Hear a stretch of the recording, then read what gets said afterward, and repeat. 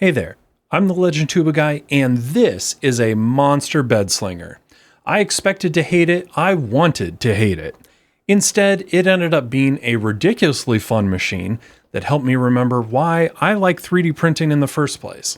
The quality is not the best. It does not inspire long-term confidence. You have to stay on top of it, and I would not rely on it. But if your goal is to bring massive prints into the world, it kind of just works. Let's talk about the Kobra 3 Max. I saw this on sale with one Ace Pro during Black Friday for $550. I bought it. Anycubic did not send this to me. I don't have an Anycubic affiliate link. They don't know who I am. Yet.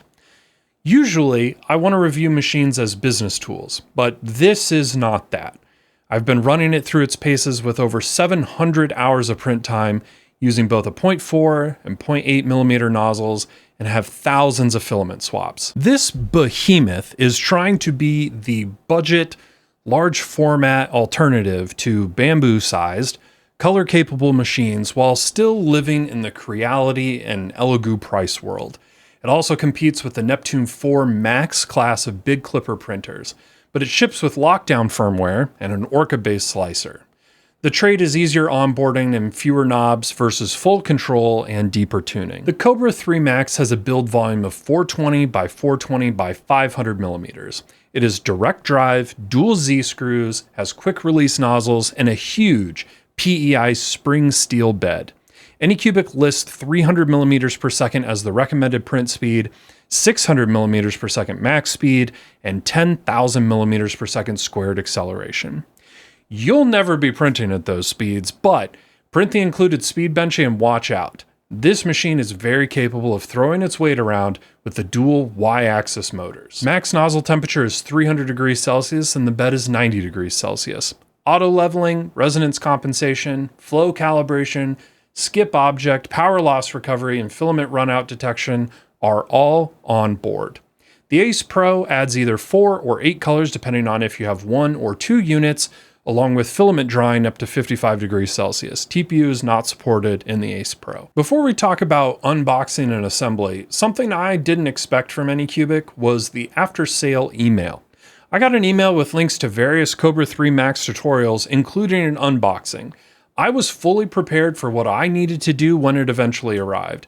This is a super nice touch in my opinion. Well done, Anycubic. Assembly is straightforward but awkward because the thing is huge.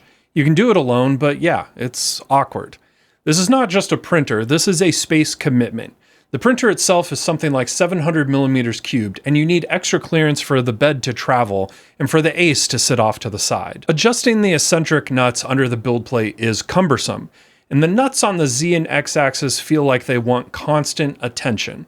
I tighten and check every screw on the gantry before any super long print. They do come loose. I use my finger to see if I can get any axis wheel to slip, adjusting the eccentric nuts if they do. The reason I chose this over the Neptune 4 Max was the Neptune's palm wheels. The metal wheels on the Kobra 3 Max inspire a little more confidence, but having to constantly tighten everything up is annoying. The extra rods that attempt to keep the Z-axis from swaying do a surprisingly good job. The printer feels incredibly stiff, even though it's super tall, and only has these rods in the 2-axis posts. Something that hasn't caused a problem yet, but I definitely will keep an eye on is the Y-axis belt underneath the bed.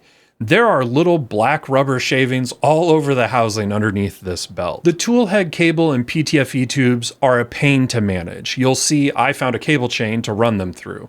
There's no great way to arrange them such that they aren't in the way of anything. Even off to the side, you have to make sure they don't get caught under the frame of the printer. There's a balancing act you have to do of having enough slack, but not too much. Like I said, pain. The printer's interface UI is nice and clean. I like how responsive it is when I go to change the colors that I have loaded in the Ace Pro. A huge departure from changing the colors on your Bamboo A1 or A1 Mini. The touchscreen, however, feels incredibly cheap. You have to push through a material to get your presses to register. I don't think I've used a full color touchscreen this bad since the early 2000s. I've printed more calibration prints on this printer than I think just about any other. I spent time on temperature, flow rate, and pressure advance. I'm not interested in wasting filament on crappy prints, especially when they're giant. One of the things that gave me problems and one of the reasons I kept printing these calibration prints was something I had seen mentioned in other reviews. I couldn't get my first layer lines to connect all the way to the outer walls. At first it seemed like maybe a leveling issue, but the amount of squish looked perfect, and no amount of flow rate or pressure advance fiddling seemed to help. I had to disable elephant's foot compensation in the slicer entirely in order to fix this, a setting which I don't think I've ever had to think about before. Speaking of leveling, this print bed is gigantic. You will do yourself a huge favor if you allow it to heat soak, even if just for 10 minutes before starting a print. Set the heat bed to 75°, wait 10 minutes, then start the print with auto leveling. Once I started doing that, the auto bed leveling worked a treat. Getting up to 90 degrees Celsius was no problem at all, but keep in mind, this thing draws enough power that some of the LED lights I had on the same circuit would flicker like it was a hairdryer. It has a power rating of 1100 watts. Nozzle swaps are actually really easy. Just by undoing the arm, you can wiggle the nozzle out. Shove a different nozzle all the way up the path, then lock it in. I really like this process, and it's way better than other machines. I also purchased the camera for this separately, and I don't hate it. If you have a strong Wi-Fi signal, it streams video back to the slicer or the Anycubic app reliably. I always wonder if people that complain about cameras like this have ever seen the Bamboo A1 or A1 mini camera feeds. This is so much better than that. While the Anycubic wiki is more extensive than I would have thought, I, like many of you, don't like having to contact support to buy parts. There's very limited accessories and replacement parts available from Anycubic's website, and sadly, even the basic wear items like belts, you're going to be going to the support email for. At the time I'm filming this, you can't even buy the 0.8mm nozzle I bought back in November with this printer through their website. The Anycubic app is nice, nothing really to complain about. I did not use it to print directly from Maker Online, but that's an option. Getting the printer assigned via the QR code on the printer was simple, and remote monitoring worked super well. I also tested LAN-only mode, sending prints from the slicer over the network and not through Anycubic's cloud. This worked exactly how you'd expect it to. However, the printer will disconnect itself from your account in the app if you do this, which I wish it wouldn't. Maybe I want to print something that I don't really need Anycubic's cloud seeing, but am fine with that most of the time to gain remote monitoring capabilities. In the day and age we're talking about banning people printing pew-pews, it would be nice to be able to switch back and forth. When it is dialed in, it makes huge parts that look better than they should for a bed slinger at this Z height. I printed this Yoda bust at the full 500mm Z height and a Robo Alpaca at the same height. I printed a fidget cone in 2 pieces that pass through each other, a vase mode vase, and a pile of big silly stuff just to see if it could keep going. Really trying to push continuous printing. It is not the best surface finish, and it is not a precision machine, but it works, and it's churning out fun stuff. I also realized I could print gigantic open grid bases for the underside of my desk. These used almost the entire Y travel of the print bed and came out without issue. Not even a hint of warping, which is impressive given that I have this in a fairly cold room on the floor, on concrete. It's not at all protected from drafts. I have not experienced the clogs that others report having with the hot end. My Ace Pro has done thousands of color changes without issue. I printed a Prusa bench bin, which has over 1100 swaps, and it handled it just fine. So the Ace Pro and extruder combo has worked well for me. That said, I would not print multicolor on this machine unless you really need it. The waste is massive. If a spool runs out and it swaps, it purges the entire PTFE tube length, which is a lot. The Purge Flinger is the most powerful poop chucker on any printer I've used, hilariously so. You'll find printer poops everywhere, unless you attach a chute like I have. In my opinion, this is necessary because I found waste on the build plate multiple times during a print, which is not ideal. One thing that did cause a little bit of trouble for me was at the end of spools, the filament would enter the inlet on the Ace at such an angle that caused an increase in friction. The machine would think the filament was stuck when it was not. I was able to find little rollers that just sit on the ledge, guiding the filament in easier, and that seems to have fixed it. I haven't had any trouble with cardboard spools either. I've printed entirely in PLA, so haven't really needed the drying capabilities. It's also not humid here right now. It's like 2 degrees outside. But judging from other reviews, you definitely want to get silica gel in there to draw the moisture out of the air. Unlike some printers that keep you from drying while printing, you can leave the dryer enabled on the Ace Pro during a print. The Ace Pro's cooling fan is quite noisy and kicks on throughout its functions, like loading filament. I had one filament buffer that started squeaking during my Yoda bust print.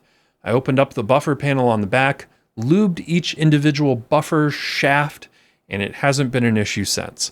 While this doesn't come with the Ace Pro 2, mine is clearly a hardware revision newer from the originals that came out, which is nice to see that Anycubic went back and updated some stuff. Let's talk about software. This is where I'm less happy. Anycubic Slicer Next is an Orca fork, but Anycubic doesn't publish the source as required by the license. I know they've said they intend to publish this, but that's not how that's supposed to work. This machine does not work with Orca Slicer, and I don't just mean sending prints over the network. G-code generated by Orca did not work.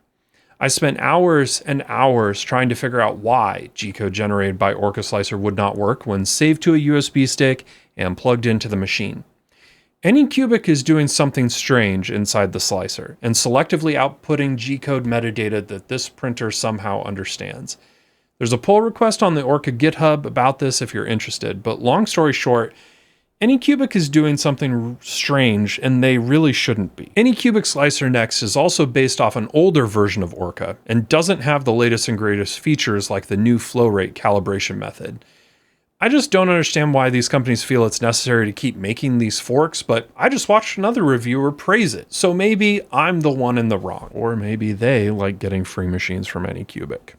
Firmware is locked down, sort of. It's obviously Clipper, but you don't get access to everything out of the box. There's a community mod called Wrinkles that you can install on this, which will give you access to the typical Clipper utilities you're used to. However, it broke some things for me, like remote camera viewing, and I did not experience a difference in print quality at all. So I just went back to stock. At the end of one multi-day print, the printer crashed and told me it had generated a support file on the USB stick. I wanted to see what this was. Turns out there's a .pack file Anycubic support uses, which is just a password-protected zip file. I'll put the password for this file in the description if you're interested in checking it out for yourself. In my case, the crash appeared to be related to high system load, and I wonder if it had to do with generating the time-lapse at the end of the print. It generated the time-lapse successfully, so I'm not convinced this is it, but who knows? It had something to do with system load, but I'm not sure what. I went into using this printer thinking it would be terrible. It's so much machine for $550. I thought there was no way it could be good, and in a lot of ways, it's not. But it lets you do fun things. The absolute joy on my face from seeing this giant matte rainbow Yoda bust every day was completely worth it. If you want a printer that just works and you're someone who says, I don't want to tinker, stay miles away from this machine. But if you're someone who wants to do some prep work, hit print, walk away for 2 days, and come back to giant blocks of plastic, this might be something to check out. At the time of recording, I see it around $600 for the combo new, but prices move all the time, and I'm sure there will be some of these on used markets as people tire of the novelty. So what would you do if you had this massive print capability? Let me know in the comments down below or over on the Tuba Makes Discord. Links are in the description. Thanks for watching, and I'll see you in the next one. Goodbye.